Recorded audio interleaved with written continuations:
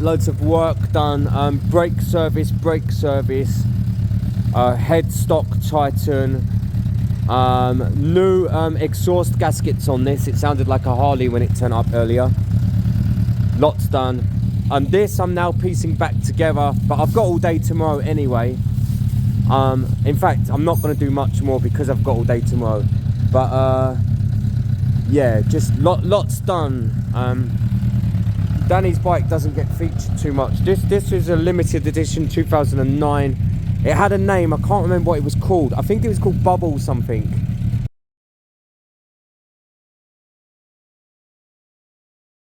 And it was a light blue, it was that blue on the wheels. And it was a black, and it had kind of bubbles. It's a 2009 limited edition cbr600rr. Danny's crashed it like 14 times, hence the panel change. And I've been telling him the last couple of years to get an original set of the limited edition ones.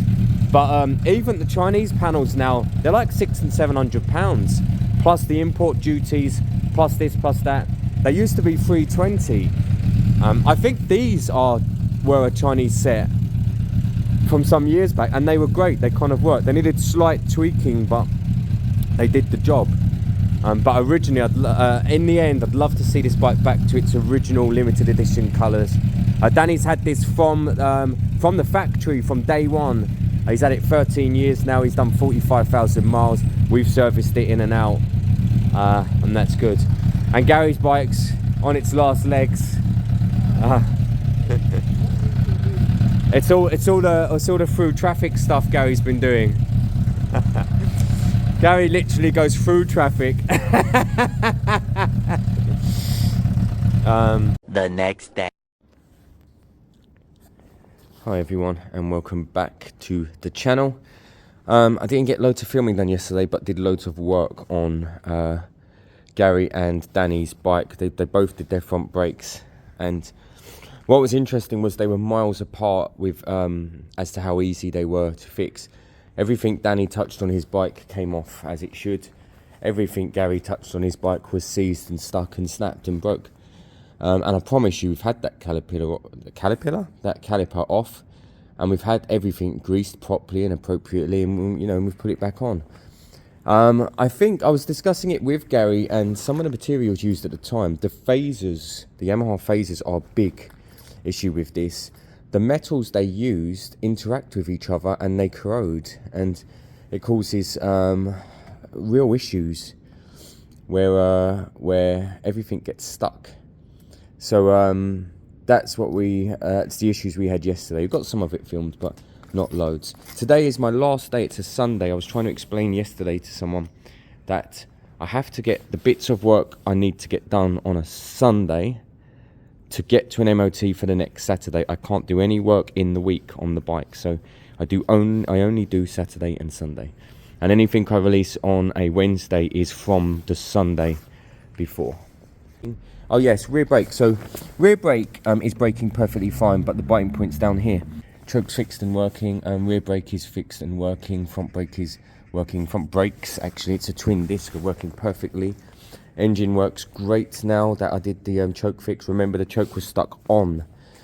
It sounded great, but then it was dying, wasn't it? It wasn't holding its revs. It was dying, but that makes sense. I was adjusting the revs with a choke on, and when a bike warms up with a choke on, it overwhelms itself and it cuts out. So that has stopped doing that.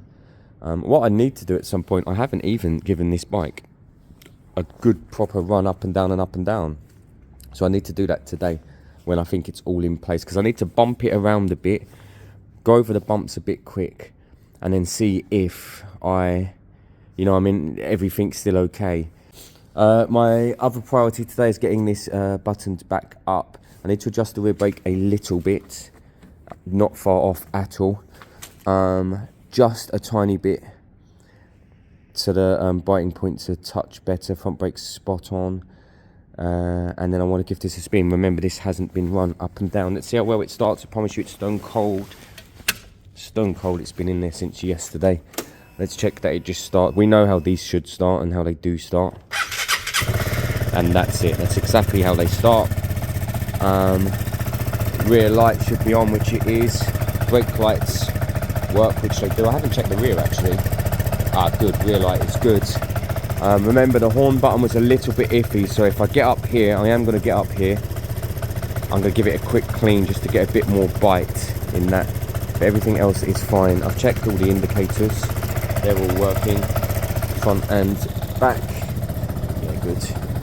And the high beam was also working. Pass light, high beam. So this bike is MOT ready once the panel work is on and bolted. Annoyingly, some of the bolts just don't exist. So for example, under here and under here, the clips aren't there to bolt into. I used to in the past have a bunch of them spare. Annoyingly, I don't have them right now, so nothing we can do there. I can promise you there's enough bolts in it to be safe. It just annoys me that they're blank. So I don't want to look at little bits of polishing up. Nothing special, just a product on this bike. Get off this old gaffer tape. It wasn't needed. Whatever's under this gaffer tape, a good glue will be better than any of that tape. See, glue will hold this. I've got a good glue that will hold this. If anyone's got any projects, it's something I don't ask often enough. Now, not only is it about you being able to bring me a project for me to try and help with, or for you to come and spend the day with me and help on your project, I don't charge people. I don't charge a penny. At worst, these guys bought the spare engine. At worst, if you need some parts and I don't happen to have the funds for it, I'll just say to you, just bring this part and that part. But normally the parts we need, or it's normally fine. Normally you come here, it's normally carb cleans and bits of this and bits of that and greases and oils. That stuff I've always got here.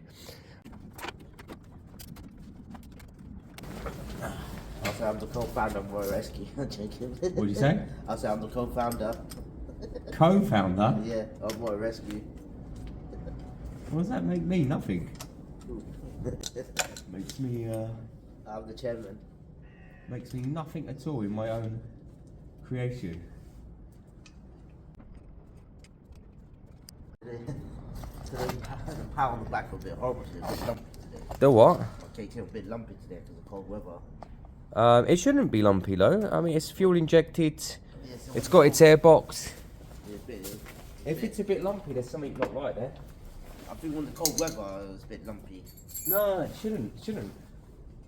Because if it had AirPods on, then yes. Right. So then I would be double checking there, Rabjab. It shouldn't. There's no reason why it should be lumpy as a fuel injected bike.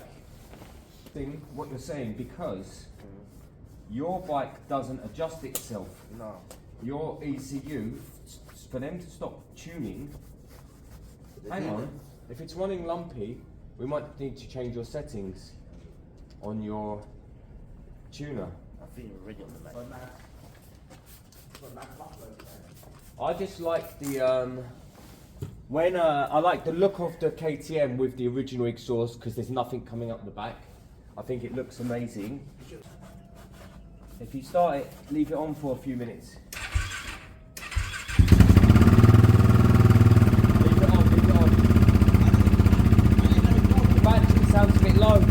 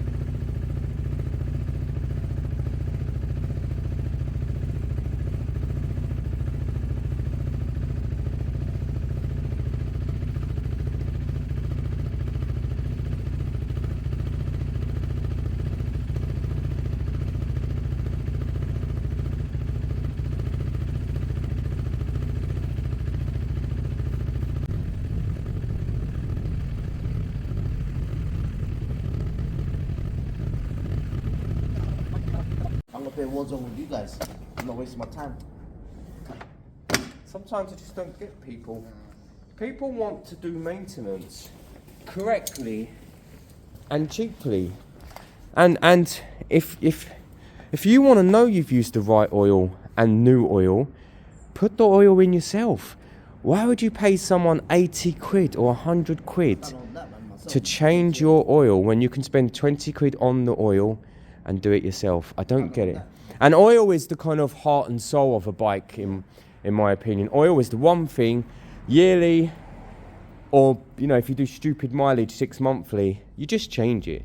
You just change it. And everyone knows I use a British brand and I use a fairly cheap-ish brand. It'll be the Smith & Jones, or there you go, the Westway lubricants. And they have all of the same qualities as what's needed, maybe not some of the additives. If I was running a Ducati or something else, I'd probably be using the appropriate oil with the additives that they advise. But in every bike I use these two oils, and including my own. So I'm never ever paying 300 or 600 for a service, never. I never paid no service. And I'd like to think people at home will do it themselves. And if they can't do it, spend 60 quid on the parts, come and spend the day with me. Not only will I help you, I'll teach you how to do it. So in the future, you will always know how to do your own bike. And if I'm still here, you'll always be welcome down anyway. I'm going to get that front panel on, put that aside. That's finished.